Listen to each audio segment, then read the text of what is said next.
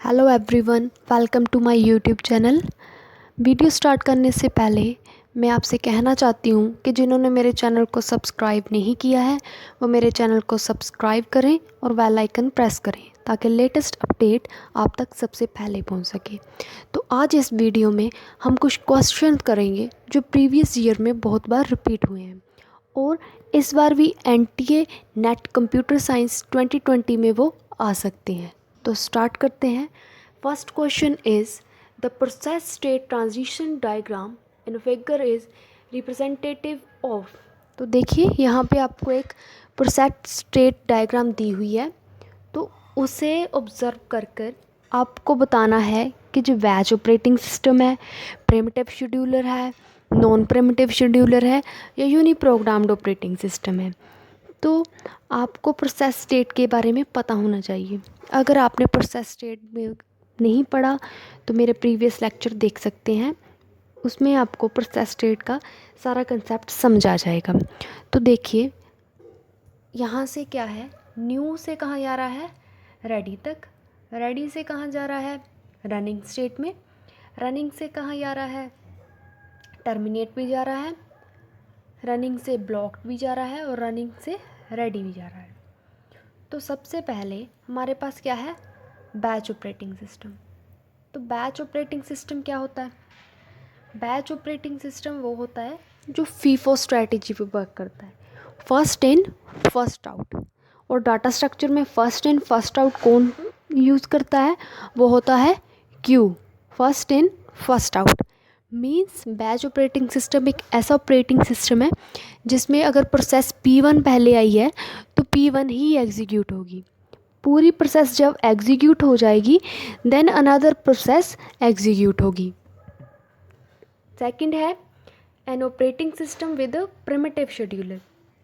दो टाइप्स की शेड्यूलर हैं, primitive and non primitive. Primitive scheduler क्या है कि अगर P1 प्रोसेस इस टाइम CPU को रन कर रही है, मींस एग्जीक्यूट कर रही है, अपनी एग्जीक्यूशन कर रही है, तो P2 प्रोसेस क्या करेगी, P1 की एग्जीक्यूशन रोक कर अपनी एग्जीक्यूशन स्टार्ट कर देगी। तो वो क्या होगा, प्रिमिटिव, मींस एक की एग्जीक्यूशन स्टॉप कर देना और अपनी एग्जीक्यूशन स्टार्ट कर देना। इसी तरह नॉन प्रिमिटिव क्या है, अगर P1 प्रोसेस आ रही है तो P1 प्रोसेस ही एग्जीक्यूट होगी। जब उसकी एग्जीक्यूशन ख़त्म हो जाएगी देन P2 प्रोसेस आएगी, वो एग्जीक्यूट होगी इसी सीक्वेंस में। और यूनी प्रोग्राम्ड ऑपरेटिंग सिस्टम में क्या होगा, एक यूनी प्रोग्राम्ड होगा कि पहले एक, देन सेकंड, देन थर्ड, इस तरह प्रोग्राम एक के बाद एक होगा। तो देखिए फर्स्टली हमारे पास क्या है, तो आपके अकॉर्डिंग जिस स्टेट्स जो है तो वो क्या रिप्रेजेंट करेगी।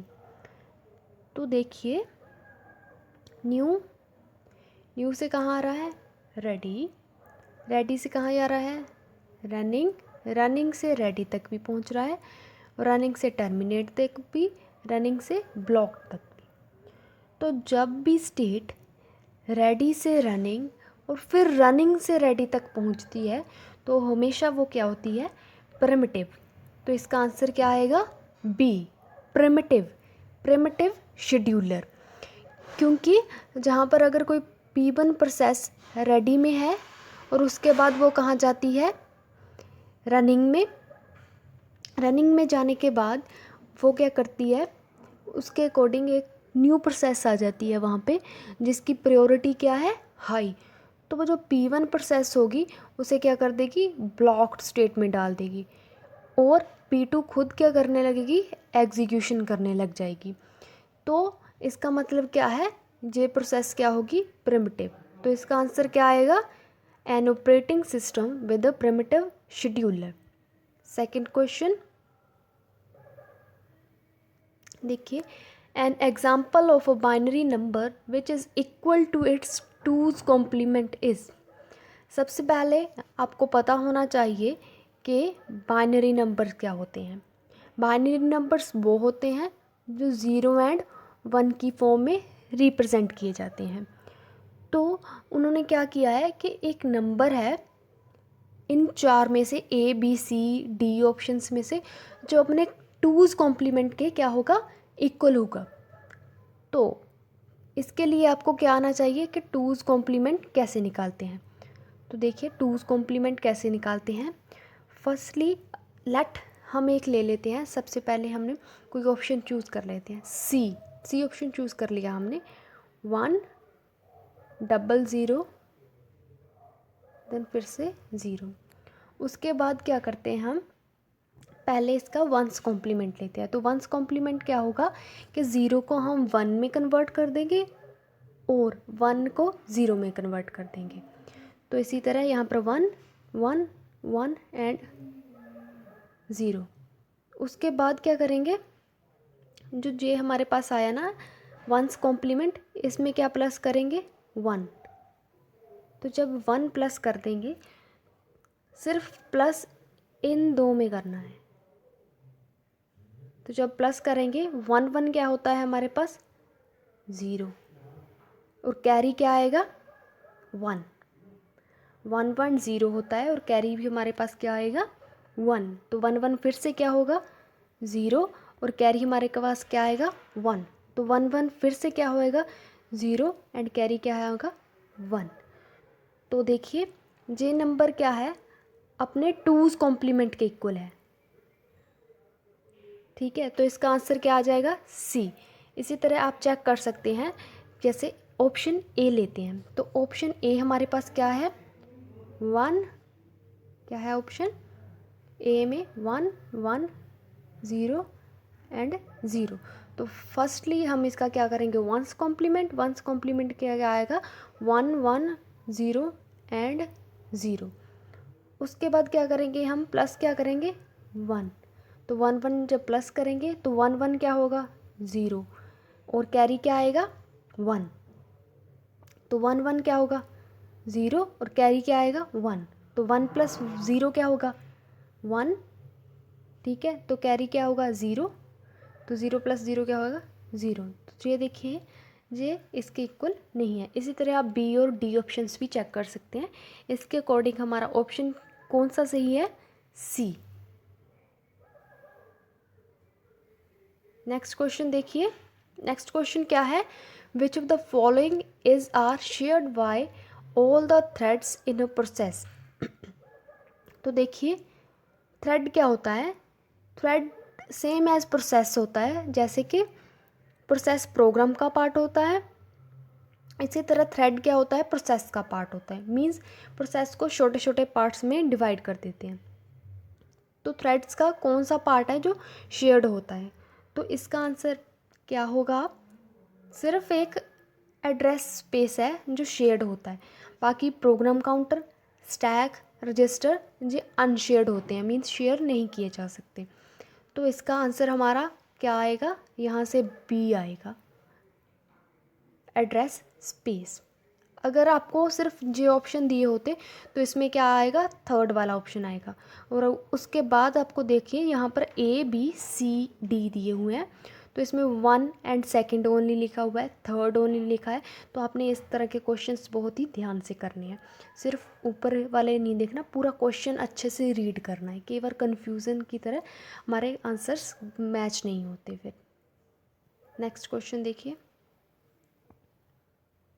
देखिए यहाँ पर इसका सोल्यूशन दिया हुआ है, all the thread share address space but other entities like stack PC registers are not shared.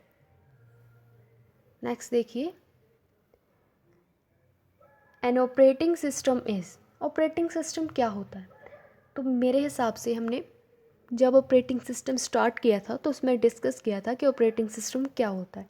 अगर आपको इसके बारे में डिटेल नहीं है तो आप ऑपरेटिंग सिस्टम के लेक्चर देखिए, तो आपको वहाँ से क्लियर हो जाएगा कि ऑपरेटिंग सिस्टम क्या होता है। तो ऑपरेटिंग सिस्टम क्या होता है, एक सिस्टम सॉफ्टवेयर जो हार्डवेयर को यूज़र के साथ इंटरेक्ट कराता है। तो इसका आंसर सीधे सीधे क्या आ जाएगा हमारा option C, collection of software routines. इसमें कंफ्यूज नहीं होना कि कलेक्शन ऑफ हार्डवेयर कंपोनेंट लिखा है, collection of input output devices लिखा है, तो ऑल ऑफ अब तो नहीं होगा कहीं। तो इसका आंसर क्या होगा, collection of software routines. Next question देखिए। नेक्स्ट क्वेश्चन टीओसी में से है। The following deterministic finite automata recognised. देखिए आपके पास क्या दिया हुआ है, डीएफए दिया हुआ है, तो उसके अकॉर्डिंग आपको देखना है कि कौन सी स्ट्रिंग वो एक्सेप्ट करता है, कौन सी लैंग्वेज जनरेट करता है। तो फर्स्टली हमारे पास नंबर ऑफ स्टेट्स कितनी बनी, 3, Q0, Q1 एंड Q2। उसके बाद देखिए 3 स्टेट्स हो गई।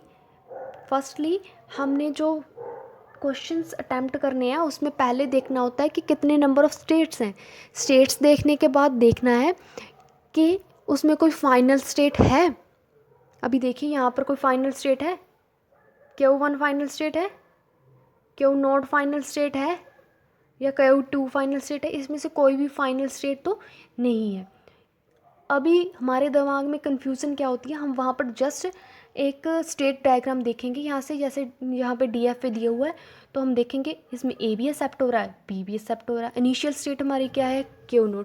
तो अपने अकॉर्डिंग हम क्या लगा देंगे, ए ऑप्शन सेलेक्ट कर लेंगे। लेकिन हमें ये देखना बहुत ज़रूरी है कि यहाँ पर कोई फाइनल स्टेट ही नहीं है।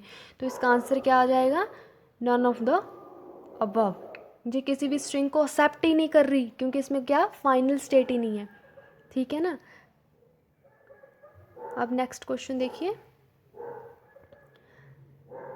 Consider a Moore machine M whose digraph is. तो देखिए यहाँ पर क्या है, आपको स्टेट डायग्राम दी हुई है, तो इसके अकॉर्डिंग आपको देखना है कौन सी स्ट्रिंग को ये एक्सेप्ट करेगा। फर्स्टली नंबर ऑफ स्टेट्स कितनी हुई हमारे पास, 3, S node, S1 and S2। ठीक है।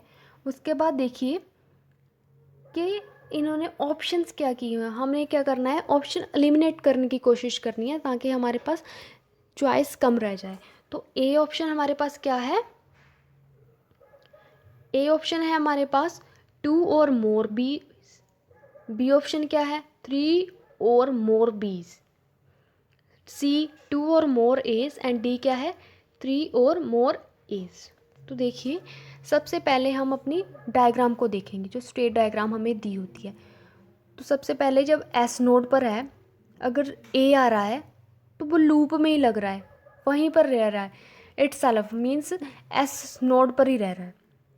अगर बी आ रहा है तो वो S1 पर रीच कर रहा है। ठीक है, तो क्या कर रहा है, S1 पर रीच कर रहा है। उसके बाद अगर फिर से ए आ रहा है तो वो S1 पर ही रह रहा है। ठीक, लूप लग गई।